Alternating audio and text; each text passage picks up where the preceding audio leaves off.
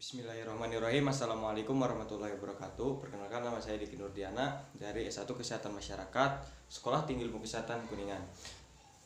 Membuat video ini bermaksud untuk menjalankan sebuah tugas dari Bapak Hamdan SKM MKM, tugas surveillance yang bertemakan kanker payudara. Baik, mari kita simak video berikut ini.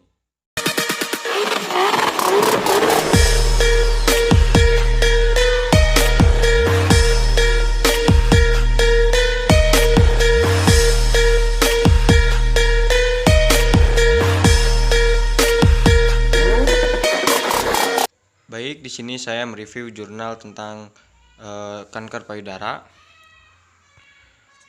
Ada 3 jenis desain jurnal yang saya ambil. Yang pertama, jurnal kanker payudara desain cross sectional. Yang kedua, jurnal kanker payudara desain case control. Dan yang ketiga, ada jurnal kanker payudara desain cohort.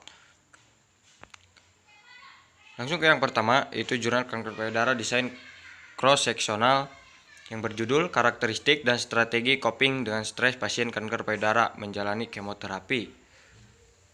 Penulisnya yaitu Sri Burhani Putri, Ashiryani Suhaimi Hamid, dan Feti Frisila. Diakses pada tahun 2017. Kanker payudara merupakan penyebab kematian utama pada wanita. Salah satu terapi yang dilakukan untuk pengobatan penyakit kanker payudara adalah kemoterapi. Kemoterapi memiliki efek samping fisik dan psikologis, sehingga pasien kanker payudara yang menjalani kemoterapi rentan mengalami stres. Stres ini dipengaruhi oleh beberapa faktor, diantaranya karakteristik dan strategi coping yang digunakan pasien. Tujuannya yaitu untuk menganalisis faktor resiko dengan kejadian penyakit kanker payudara. Sampel atau populasi, yaitu dengan melihat jumlah penderita dan jumlah kematian akibat kanker dari tahun ke tahun yang semakin meningkat.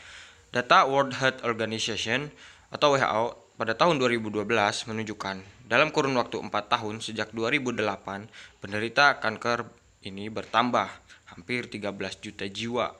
Selama kurun waktu ini, jumlah pasien yang meninggal akibat kanker juga naik dari 7,6 juta menjadi 8,2 juta. Kemudian metode yang diambil yaitu penelitian ini menggunakan desain cross-sectional study. Populasi dalam penelitian ini adalah semua pasien yang terdiagnosa kanker payudara yang sedang menjalani kemoterapi di IDT Unit Kemoterapi RSUD Dr. M. Jamil Padang yang berjumlah 440 orang. Pengambilan sampel dilakukan secara accidental sampling dengan jumlah sampel 81 orang. Data dianalisa secara bivariat dengan menggunakan Pearson Product Moment, uji independen dan uji ANOVA, serta secara multivariat menggunakan regresi linear berganda. Kemudian hasil penelitian yang meliputi karakteristik pasien, strategi coping, stres, hubungan karakteristik dan strategi coping dengan stres, serta faktor yang paling berhubungan dengan stres pasien kanker payudara yang menjalani kemoterapi.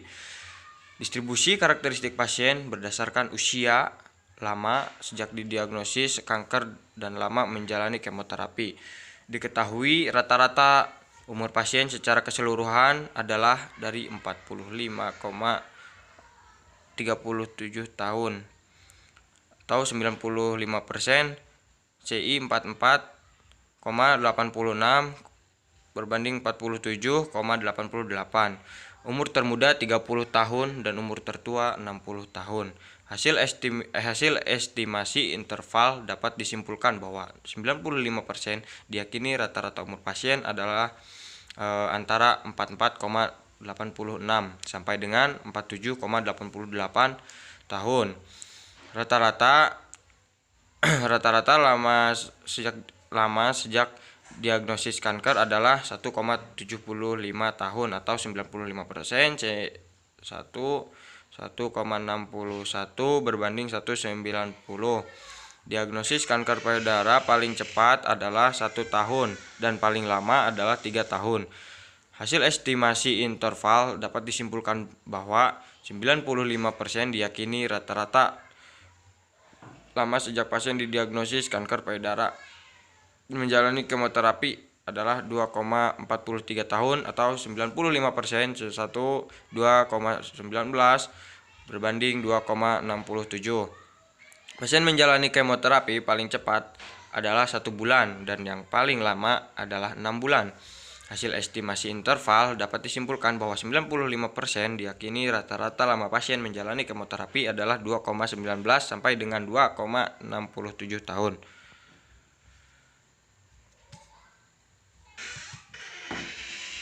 Kemudian saran dan masukan jurnal ini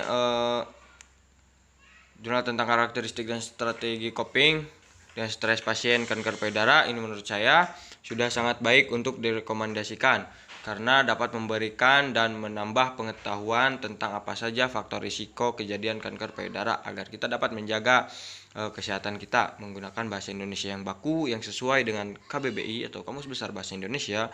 Dalam penyajian datanya pun dapat mudah dibaca oleh pembaca. Jurnal ini juga memaparkan penjelasan sangat jelas dan sangat rinci. Bagian-bagian jurnal juga cukup lengkap.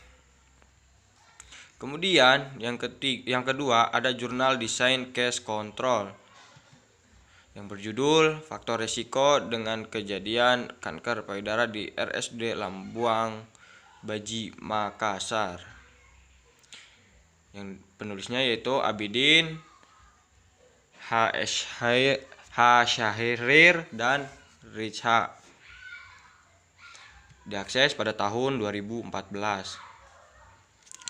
Kanker payudara adalah suatu penyakit di mana terjadi pertumbuhan atau perkembangan tidak terkontrol dari sel-sel jaringan payudara. Hal ini bisa terjadi terhadap wanita maupun pria. Menurut Utami S. 2012, kanker payudara merupakan gangguan payudara yang paling ditakuti perempuan. Salah satu penyebabnya karena penyakit ini tidak dapat disembuhkan jika ditemukan pada stadium lanjut. Padahal jika dideteksi secara dini, penyakit sebetulnya ini bisa diobati sampai sembuh. Penyebab penyakit ini belum diketahui. Penyebab yang ada hanya merupakan dugaan biasa disebut dengan faktor risiko terkena kanker payudara. Menurut Boyles 2008 dalam Carmilla M 2013. Tujuannya yaitu untuk menganalisis faktor resiko dengan kejadian penyakit kanker payudara di RSUD Lambuang Baji Makassar. Sampel atau populasinya yaitu mengambil dari angka kejadian kanker payudara di Sulawesi Selatan menempati peringkat kedua setelah kanker rahim. Berdasarkan data awal dari rekam medik RSUD Lambuang Baji Makassar, jumlah pasien yang dirawat sepanjang tahun 2010 ditemukan 59 kasus kanker payudara. 1 orang diantaranya meninggal dunia. Pada tahun 2011 ditemukan 90 kasus kanker payudara. 1 diantaranya meninggal dunia dan pada tahun 2012 terjadi peningkatan menjadi 59 kasus kanker payudara. 6 diantaranya meninggal dunia. Hal ini yang mendasari peneliti untuk melakukan penelitian tentang faktor risiko kejadian kanker payudara di RSUD Lambuang Baji Makassar karena setiap tahunnya tidak mengalami penurunan kanker payudara, jadi terus naik. Kadang naik, kemudian kembali turun pada jumlah yang sama di tahun sebelumnya. Jadi tetap di situ-situ saja, bahkan bisa naik. Metode yang dilakukan yaitu jenis dan metode penelitian ini menggunakan survei analitik dengan pendekatan case control. Kemudian hasil dan pembahasan, hasilnya itu responden menurut obesitas di RSUD Lambuang Baji Makassar tahun 2013, responden mengalami obesitas sebanyak 33 orang atau 66,0. Sedangkan responden yang tidak mengalami obesitas sebanyak 17 orang atau 34,0. Obesitas responden berdasarkan kasus dan kontrol. Dan kontrol yaitu bahwa responden yang mengalami obesitas lebih banyak mengalami kanker payudara yaitu 17 orang atau 34,0. mengalami obesitas lebih banyak mengalami kanker payudara, yaitu 17 orang 34,0 dibandingkan dengan responden yang tidak mengalami kanker payudara yaitu 16 orang atau 32,0. Sedangkan menurut responden yang tidak obesitas lebih banyak tidak mengalami kanker payudara yaitu 9 orang atau 18,0 dibanding responden yang mengalami kanker payudara yaitu 8 orang atau 16,0. Hasil uji statistik nilai OR sama dengan 1,195, CI-nya 95% sama dengan 0,370 dan 3,858. Responden dengan obesitas memiliki peluang 1,195 beresiko menderita kanker payudara dibanding yang tidak obesitas. Nilai confidence interval berada dalam rentang 0,370 sampai 3,858 di mana rentangnya berada pada angka 0 sampai melewati angka 1 yang berarti netral dan bukan faktor risiko. Pembahasannya yaitu hubungan obesitas dengan kejadian kanker payudara. Hasil uji statistik dengan risk estimate diperoleh hasil bahwa obesitas bukan sebagai faktor risiko kejadian kanker payudara. Hasil penelitian menunjukkan bahwa umumnya responden yang mengalami obesitas sebanyak 33 orang atau 66%, sedangkan responden yang tidak obesitas sebanyak 17 orang atau 34%. Responden yang mengalami obesitas lebih banyak mengalami kanker payudara yaitu 17 orang atau 34% dibanding responden yang tidak mengalami kanker payudara yaitu 16 orang atau 32%. Responden yang tidak obesitas lebih banyak tidak mengalami kanker payudara yaitu 9 orang atau 18% dibanding yang mengalami kanker payudara yaitu 8 orang atau 16%. Dari hasil penelitian diperoleh data bahwa ada responden yang tidak mengalami kanker payudara meskipun terjadi obesitas karena responden tersebut tidak memiliki faktor risiko lain sebagai pemicu yang lebih kuat terhadap kejadian kanker payudara.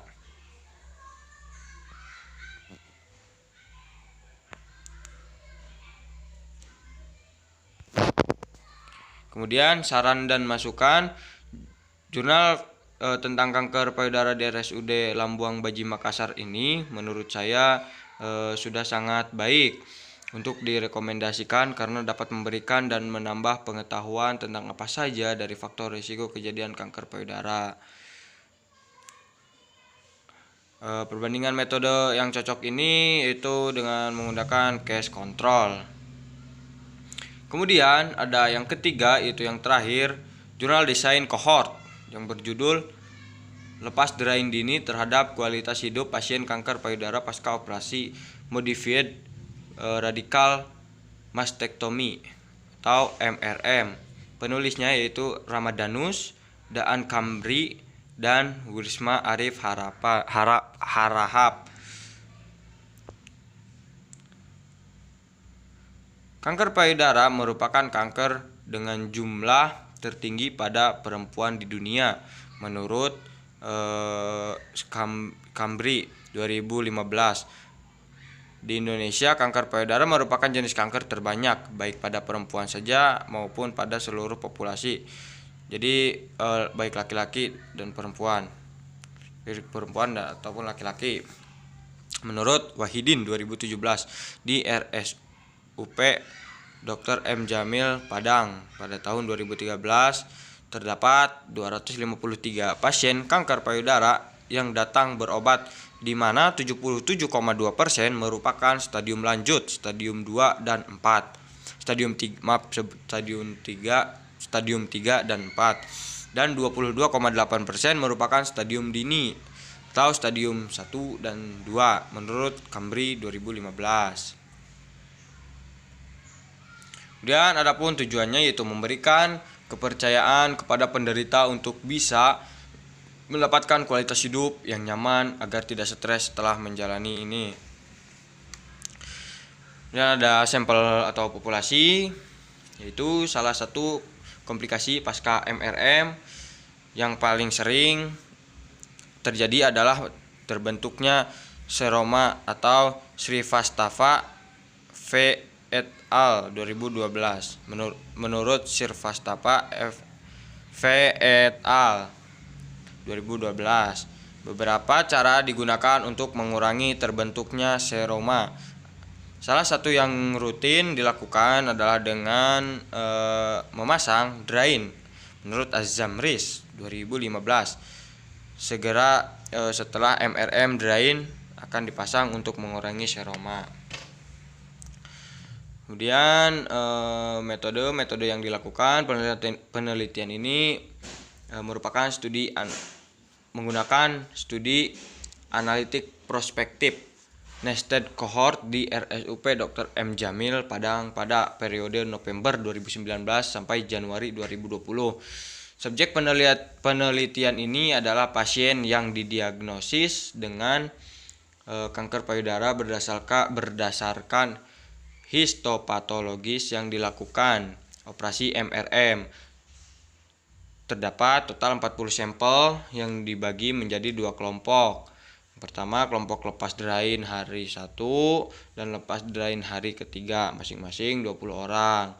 Sampel diambil secara konsekutif sampling, di mana semua subjek yang datang dan memenuhi kriteria pemilihan dimasukkan ke dalam penelitian sampai jumlah subjek yang diperlakukan terpenuhi kriteria inklusi, meliputi pasien telah didiagnosis dengan kanker payudara secara histopatologis, menjalani operasi radical modified mastectomy, pasien dengan penyakit penyerta atau diabetes mellitus seperti diabetes mellitus, hipertensi dan lain sebagainya. Dieksekusi dari penelitian ini. Saran dan masukan.